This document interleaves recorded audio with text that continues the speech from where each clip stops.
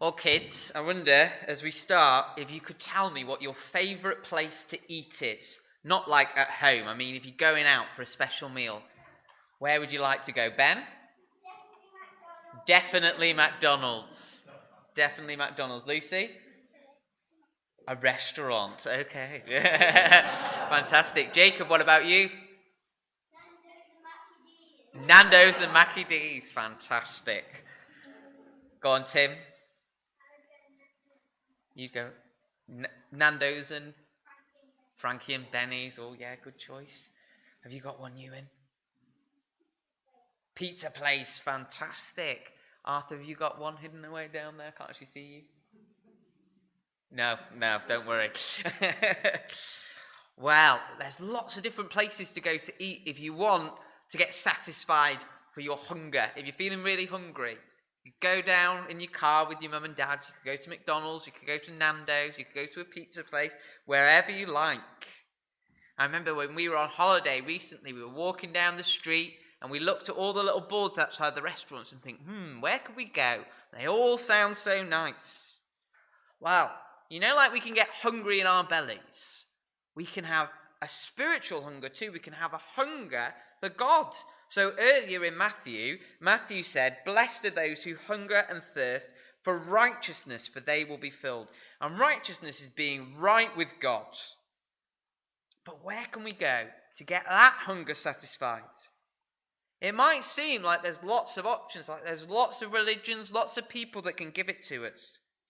But Jesus says in another part of the Bible, just after he did this miracle actually, he said, "I'm the bread of life." Jesus is the only one who can satisfy.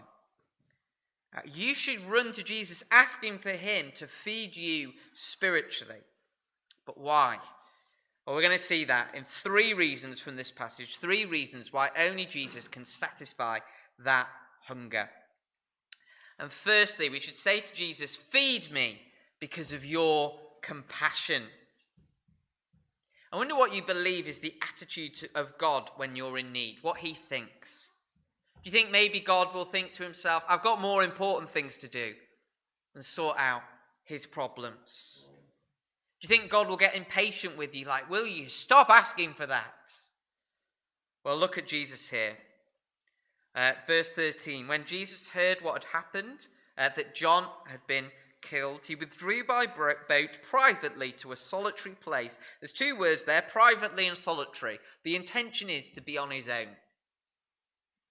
Hearing of this, the crowds followed him on foot from the towns.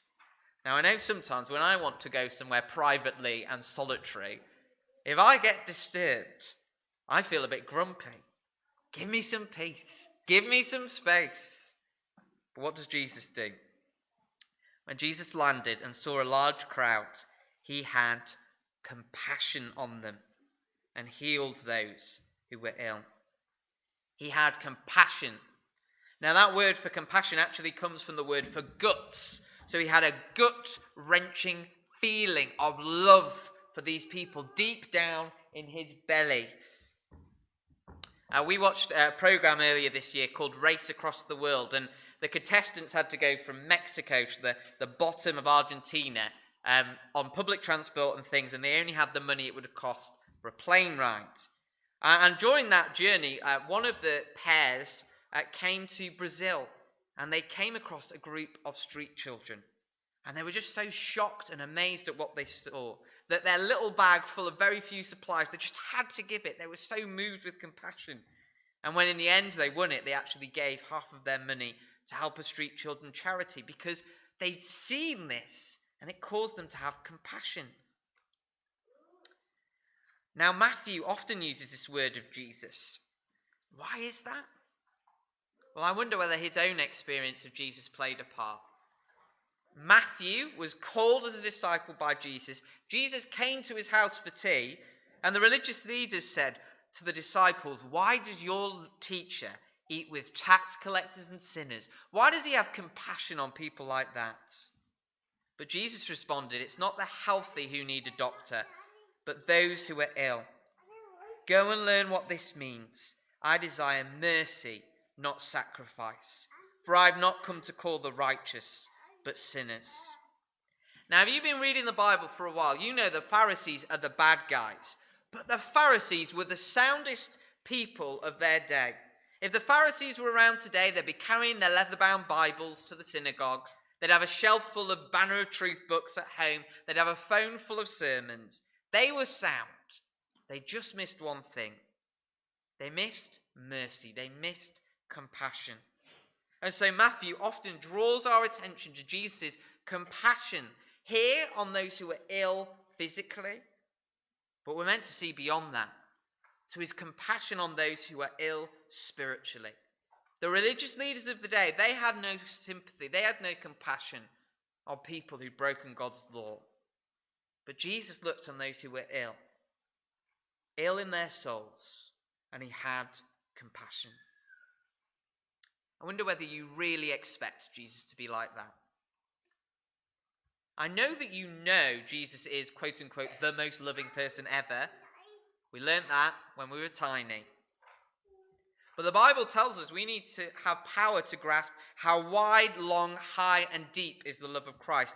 That means we can know something, but we need to know it. Same for any relationship, right? You know your wife or your husband loves you. You know your mum or your dad love you. You know your friends and your family love you. But sometimes they'll do something special that will remind you how much they love you. And that's why God gives us this picture here of Jesus seeing this large crowd and being overwhelmed with compassion. He wants us to get a sense of the gut-wrenching love that Jesus has for the lost, for his people. Many Christians know that truth, but they don't know it deep in their hearts. They think to themselves, now I've done it, now Jesus won't love me anymore. But Jesus looks on you as that crowd, a crowd that needs his compassion. If you're investigating Jesus, I want this truth to ring in your ears too. So often, when you're investigating Christianity, all the big questions come up, and that's understandable. But it can be easy to miss the big overriding message. We've got the sea of difficult questions, waves around us, but there's this great big lighthouse of good news saying God has compassion. He has love to those who are sick in sin. Elsewhere in the Bible, we're told, very rarely will anyone die for a righteous person, though for a good person, someone might possibly dare to die. But God demonstrates his own love for us in this. While we were still sinners, Christ died for us. While we were still sick, Jesus looked out on the crowds, had compassion, and died so that our sin could be forgiven. So feed me, Jesus, because of your compassion. And then secondly, feed me because no one else can. So a problem arises for the disciples. They've got this real hunger in their belly. The crowds have a real hunger. How many of you have ever experienced that? Earlier in lockdown, we were at that stage where we had to self-isolate because of me. And we came to a point where there wasn't enough food for lunch for me and Nat and for the kids as well. So obviously we gave food to the kids. And it was the first time, I think, ever in my life that I've had to go without a meal because we just hadn't got the food. Now, don't worry. We were fed by the end of the day. It was fine. But I realised then, gosh, I've never had that experience. And actually, for so many people, that's their reality day to day. Desperate for food, but nothing to eat. Well, that's the experience here. And here's what happens. As evening approached, the disciples came to him and said, "This is a remote place. It's in the middle of nowhere. And it's already getting late. Send the crowds away so they can go to the villages and buy themselves some food." Jesus replied, "They do not need to go away. You give them something to eat." Now remember, this is 5,000 people. I imagine what the disciples thought when they heard that. Are you serious, Jesus? You off your rocker? What's going on? "We have only 5 loaves of bread and 2 fish," they answered. It is impossible. Now, why does Jesus ask the disciples to feed the crowd? I don't think he seriously expects them to be able to feed the crowd. I think he wants to underline for them that what he's about to do is utterly impossible. It's a bit like a magician might get someone to come to the front. They say, have a look at this hat. There's nothing weird about it, is there? There's no fake bottom or anything like that. They want to show that they're going to do something that's amazing. Now, Jesus didn't do a magic trick, which is still a trick. Jesus did something real, but I think he's doing this to demonstrate the disciples have no ability to feed this crowd. Now, there's a kind of Sunday school version of this story which talks about the little boy bringing his lunch to Jesus, and you should bring all you have to Jesus, and he'll use it. But you'll notice that the little boy isn't even mentioned here, and he isn't in 3 of the accounts, because it's not about what we bring to Jesus. It's rather about Jesus' amazing ability to do something impossible that no human being can do. Now, Matthew needs his readers to see this too. Israel have this massive problem. They think that salvation is possible on their own. They think their works can do it. The Pharisees, who are going to turn up repeatedly throughout this section, are convinced that they can do it, that they're good enough. And the disciples need to constantly be put in the position of realizing that Jesus can do something that they just can't do. And we need the same, don't we, brothers and sisters? We need constantly to be reminded we really can't do this unless Jesus is here. You don't go to the doctors if you think you could sort out the problem at home. You go to the doctors when you are beyond your capability to heal yourself. And so here, Jesus wants to bring the disciples to the point where they realize this is impossible. I wonder if you've realized yet whether you can't feed yourself. Sometimes I think the deepest hurts, the deepest struggles in our lives come to bring us to that point of realizing we've only got 5 loaves of bread and 2 fish. We can't do this. We're brought there. We're brought to the end of our own capability so that we look to Jesus to do it for us. When you're coming to faith, that's the way, isn't it? That picture in Pilgrim's Progress of going through that plough of despond, that real sticky situation before you come to God. And for Christians, we constantly need this too. We constantly go to Jesus, and then we go to ourselves, and then to Jesus, and then to ourselves. We need to see that we don't have what it takes to feed ourselves. Let's be frank. People in our area are particularly self-sufficient. I know I am, and I know many of you would say that you are as well. We think when we face a problem, we can do it ourselves. And maybe this whole coronavirus thing is there to show us how utterly incapable we are. How utterly incapable we are to feed our own souls. We can't feed a crowd with 5 loaves and 2 fish. We can't satisfy our hunger for righteousness with nice houses and cars and jobs. We can't sort out our own lives. We need Jesus. And that brings us to the final part of this story. Jesus, feed me because you satisfy. And we see that in verses 18 to 21. Let me read them again. As Peter so helpfully reminded us, this is awesome. Bring them here to me, he said. And he told the people to sit down on the grass. Taking the 5 loaves and 2 fish. Remember, loaves, kids, if you're not sure, that's when the bread's in the packet, the really big bit of bread. But still, 5 loaves and 2 fish for 5,000 people is not enough. Looking up to heaven, he gave thanks and broke the loaves. Then he gave them to the disciples, and the disciples gave them to the people. They all ate and were satisfied. They every single one of them ate and were satisfied. Let's put it in a maybe a more vivid way of putting that. They all ate and were stuffed. They couldn't have a bit more. They were stuffed. And the disciples picked up 12 basketfuls of broken pieces that were left over. Now, that's not those little tiny baskets. These are the massive, great big baskets that they used in that day to gather things in from the fields. 12 huge basketfuls of bread is left over, more than they started with. The number of those who ate was about 5,000 men. That's pretty big as it is. That's more people than there are in Winterley. But then, the way that they counted in those days, so they just count the dads, and that would kind of count the whole family. Okay? So there's the women too, and their children. So let's assume, conservatively, that each man came with his wife and maybe had 2 kids, which is unlikely in those days. They had massive families. We heard about Jesus' family last week, which was huge. But that would be 20,000 people. Haslington and Winterley altogether is 8,000. Okay? It's around about the size of Sandbach.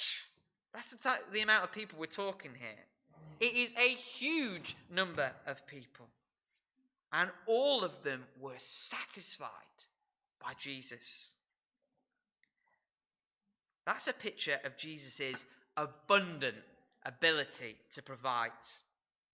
One of my favourite stories in the Old Testament is a story of Israel out in the desert. And God's given them manna from heaven. So he's rained down bread from heaven that has fed them for years. But then the people start to complain. We're sick of bread. We'd like some meat. So what does God do? He causes a wind to blow across quails, which are a little type of bird that you can eat. And the quail cover the camp 2 cubits deep, which is 3 feet, so about the size of Joshy. Okay, so kind of like halfway up me. 3 feet's worth of quail. A day's walk in either direction. Now, Tony, you're watching at home, and you've told me you can do 26 miles in a day. So that's a lot. That is a lot. Okay? Huge coverage of all these quails. As if God's saying, if you want it, I can give it to you. This is how able I am to provide. Utterly astonishing. And that's the picture here. Now, the 12 baskets, I don't want to spoil something that's coming up, but I am absolutely certain the 12 baskets is a symbolic number. 12 is the number of the tribes of Israel. It's a symbolic number of Israel. And the point here is as if God's saying, as if Jesus is saying, I can feed all of Israel if they come to me. There is enough food left over for all of Israel to be saved. Now this picture, again, it's given to us so that we've got a picture of what goes on spiritually for us. Do you remember the very first service we did when we had sent out grace and we came back here? It was in Ephesians, and it said that every spiritual blessing is ours in Christ. Every spiritual blessing. Now that's amazing, and that's true.